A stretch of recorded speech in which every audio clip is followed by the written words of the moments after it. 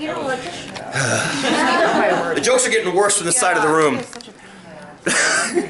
All right, so on where we were talking about health insurance, in particular lack of health insurance. So we had some data we were playing with. Can you see that okay? We can. Uninsured folks in America, and we were analyzing. We were analyzing this. Good, that's visible.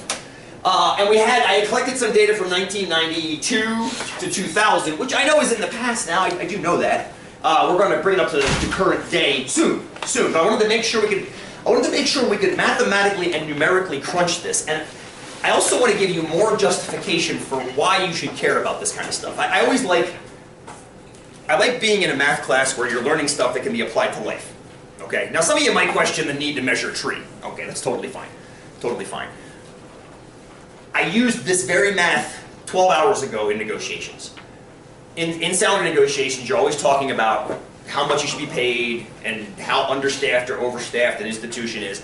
This is the very math we had to use. So if it comes down to something like adjusting things for inflation, which is something else we're going to look at in this class, which is called exponential growth, you can mix and match depending on what the scenario is. As it turns out, I had to use exponential and linear modeling yesterday while sitting in a negotiations meeting. It was the first negotiations meeting I've had in 3 months that I truly enjoyed, because I got to do mathematics in it. It was awesome. Otherwise, it's like, should we use the word the or a comma? I really don't care. Give me some numbers. But so just so you know, this does. I mean, I imagine at some point in your life, you guys are going to have to negotiate for money in some capacity. I would imagine. So this is the kind of stuff that gives you ammunition and evidence to describe why you should get something that you want. That's what negotiations are. It's not who's right, it's who's most convincing. Now I like being both right and convincing. And this is my convincing argument. Not this one. I didn't use uninsured rates, that didn't apply. But I used money rates, which was I had 20 years worth of data. And I'm like, wow, there's this, let's talk about the difference. And nobody could, except me, because I had the math skills to do it. And now you guys are too. So yay. Maybe yay. It's too early to be yay. We'll get to yay. All right. So here's what we had.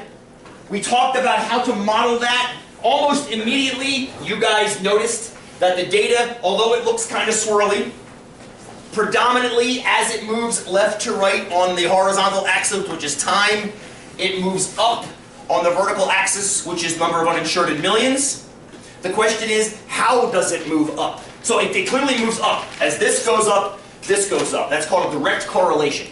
An indirect correlation would be as this one goes up, this one goes down. We invented years ago as bartending in Newark, and we invented something called the bartender equation, which says as the number of bartenders at a bar goes up, the amount of work done by each goes down. Which is fairly confident. You get a bunch of bartenders together, start telling crappy jokes, less work gets done. That's called an inverse proportion or an indirect proportion. This is a direct relationship. As one variable goes up, the other one goes up. But the second one going up, follows a pattern. It seems to be going up in what way? What was that? What was the word we used to describe the best fit relationship? Well, good. We were averaging, and the average was consistent. Good. Thank you, Taryn, for that. We averaged what? What did we average? Do you remember? What were we doing? All that averaging we did last time. No, I'm looking for a specific idea. What was being averaged? The rate of change was being averaged from one point to the next. The average rate of change. Good, thank you. The average rate, also called slope. And that slope was roughly the same from point to point. The slope from here to here is about the same as the slope from here to here, is about the same as the slope from here to here, and from here to here. When all the slopes are relatively consistent, we say the data is behaving how? It starts with an L. Linear. That's the definition of linear, right? Definition of a linear relationship. Definition of a linear relationship means it follows essentially a linear model. We're talking about modeling in overall here. Let's screen. I touched it first. Modeling. I touched it first. Not that ADD. Modeling. There's a bunch of different kinds of modeling we're going to look at in this class. But and we're going to build a flow chart as we go over the next couple of weeks. If that rate of change is consistent from point to point to point to point, arguably, now it's not perfectly consistent, yes? If you connect these dots, it's not exactly consistent. That's not even exactly a data point. But the point is that it's close to consistent. It's not predictably changing or sequentially changing. So one way to model is linearly, with a linear model. That follows a predictable y equals ax plus b, and that a right there is, in my opinion, the most important part. That's the rate of change that's being constantly observed in the data. That's the rate of change. Now, if that rate of change is not constant, that doesn't mean we're out of luck. It just means we don't talk about linear change. We talk about exponential, we talk about quadratic, we talk about trigonometric. There's all kinds of things you can talk about. But when the data behaves this way, then you can talk about it linearly. And that's why we made a scatter plot first. That's why this guy right here, that's why we started here. We started here because that lets you see what the data is doing. And this again, what happened yesterday in this meeting. I had 20 years worth of data in a 20-page spreadsheet. I said the first thing I got to do is get that down to one page so I can look at the whole thing.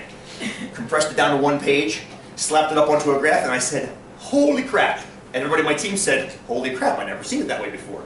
It's because you spent 20 years looking at charts. Imagine this, but 20 pages of an Excel spreadsheet looking like this. You wouldn't see the patterns, would you? It's too big. It's like walking into a woods and saying, I'm going to find the salamander in here. This is my son. I want to find a salamander. Let's go get him. You can't do that. You have to get a smaller frame of reference. Needle in a haystack argument. So once you do that, you put it into a visual like this, and all of a sudden you say, oh, look at that. Roughly like that. And what we spent yesterday doing quite a bit, or Monday, was starting with this and trying to decide what was the best rate of change that describes this. Tammy, you had us going for a while. I loved your idea about taking the first and last points and connecting them. It's fantastic. Ian had another vote. He said 3 of them are already on a line. Use those. Do you remember what the actual best fit line was? It's that one, which minimizes the square area, the square errors. The most surprising thing about this, I think, to most people, is that it doesn't actually hit any of the points. I think that's what probably surprises people the most, is that it doesn't actually hit any of the points. It doesn't have to hit points, although I'm guessing, when you guys studied this back in your first math class, you probably did pick 2 points and draw a line between them. Logically, that makes perfect sense, because at that point you were studying the line between 2 points. But statistically, that's the best fitting line, because it misses the points on average the least. Maybe the same, but definitely the least. So in other words, these little tiny distances that are here, those are called the errors or the residuals. That's the line that minimizes those. I think we talked about that's why it's called a least squares regression line, because it minimizes the offness. And then we spent the remainder of the day figuring out how to get that into our TIs. I'm going to get caught up with you guys real quick. Sorry to make sure I have the data in still. I have lost it completely. So I'm going to put it back in. You guys still have the data, I'm assuming, in your TIs? If you don't, get caught up with me. You have your little booklet. Who wasn't here last time? I've got a little booklet that shows you how to walk you through how to do this in case you've forgotten. Here it is. Just grab one sheet, fold it into a booklet. Oh, that's not. Can I have one that doesn't look like that? Oh, yeah. Thank you. Need one. We spent a good chunk of time last time just walking through that booklet. So we won't take time today doing it. We don't need that either. What is this over here? I don't know. Let's get clear. I got a bell too? Is that what I just did?